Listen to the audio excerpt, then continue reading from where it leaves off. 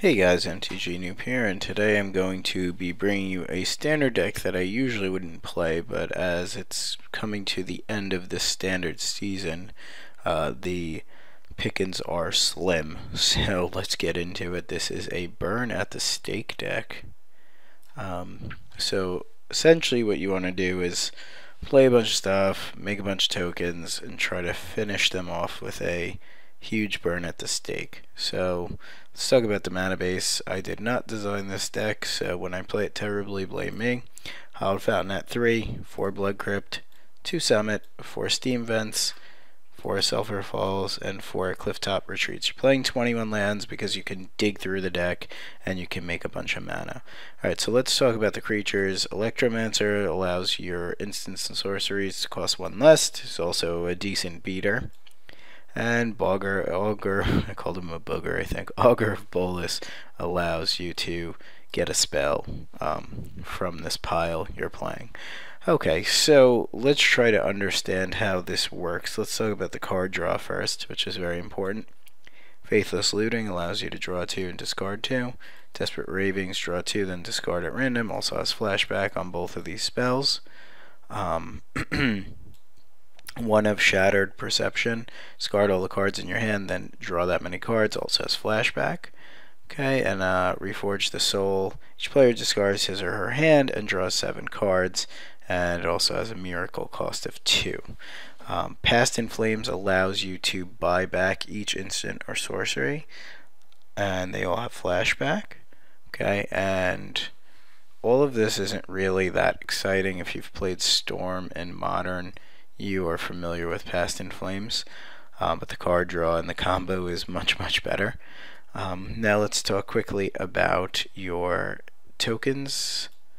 Krenko's Command makes 2 goblins. Lingering Souls makes 2 or 4 spirits. And this is a dude, and this is a dude. And all of these things are important because Burn at the Stake, which is your kill condition, says as an additional cost to cast Burn at the Stake, tap any number of untapped creatures you control. Burn at the Stake deals damage to target creature or player equal to 3 times the number of creatures tapped this way. So in order to kill somebody, you essentially need 7 tokens to just kill them one shot. Now all of this is run through this card, Battle Hymn. It's red and 1, and it's an instant. Add 1 to your mana pool for each creature you control. So what you're trying to do is make a bunch of tokens, battle him, get a bunch of mana, dig, buy back everything, dig, kill you. So that's pretty much how the deck works, at least my understanding, which could be incorrect, but that's how I'm going to play it. Let's talk briefly about the sideboard, which I have no idea what comes in against what, so this should be fun. And my sideboarding usually gets trolled, but now I'm thinking it's going to get even more trolled. Let's move these over. Okay, so and then we'll put these guys back. And then we will discuss the sideboard plans. Rift is for the mirror. No, that's not true. Rift is for anything that's very problematic. It gets rid of early stuff, and it also, you can overload it to mainly buy you some time. Increasing Vengeance allows you to do things multiple times and has flashback. I think this comes in with something like Devil's Play to make your Devil's Play ×2 or ×3.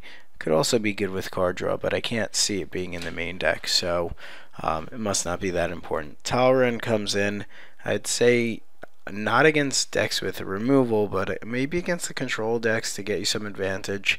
It also does trigger often, and Curse of Echoes is for control, so you can copy their counters and sweepers. Well, you wouldn't really care about their sweepers because they're already sweeping, but you can copy their like Sphinx's Revelations and things like that.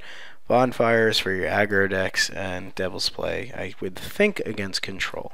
Okay, so that's the deck. I'm going to rumble through it, see how it goes. Thanks for watching. Please check out theMTGnoob.com, and I'll bring you some games with it shortly.